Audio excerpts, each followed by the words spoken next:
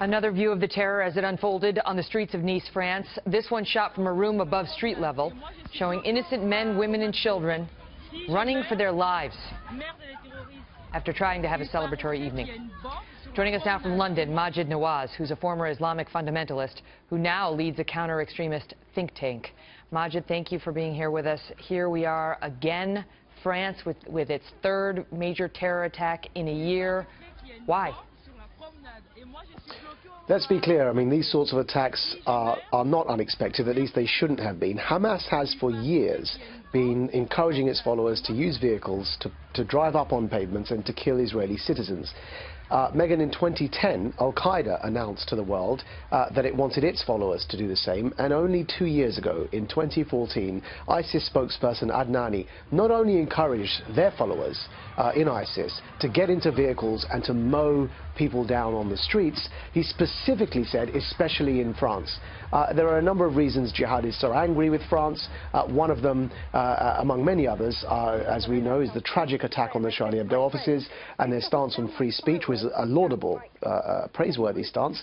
And the second is the ban on face veils. So jihadists have taken it upon themselves to attack France as a symbolic gesture that symbolizes a generally attack on the West. Let's just back up, because I don't think a lot of Americans are familiar with that. 5-6 years ago, they banned the face veils, the burqas, and they wanted the Muslim culture to assimilate into French culture, and this has not gone over well.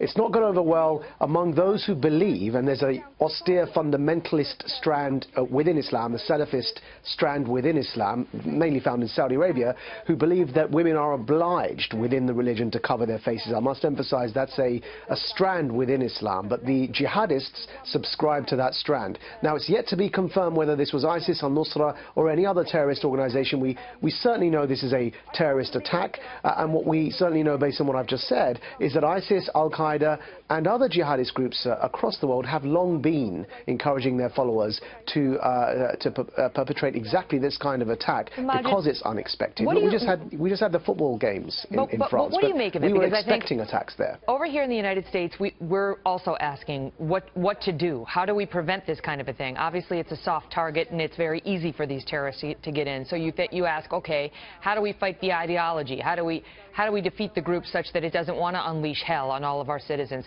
And, you know, query whether it has anything to do with France's ban on burqas or the veil, as opposed to their ideology that supports freedom. I mean, we see that right here in the United States, where we have no such ban. Your thoughts?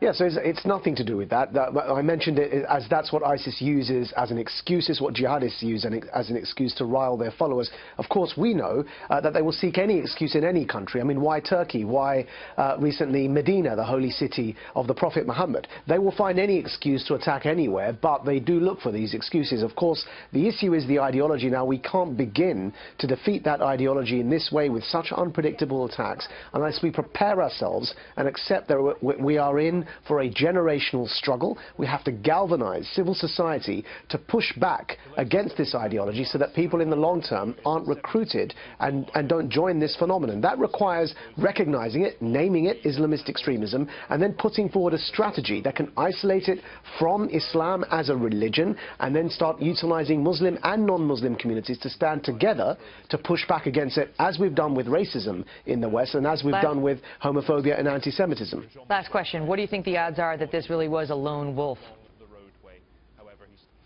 I don't use that phrase. I use the phrase self-starter because these days people are inspired online and offline by all forms of networks, by relatives, by people they've been listening to on videos online, or by other attacks that they've seen.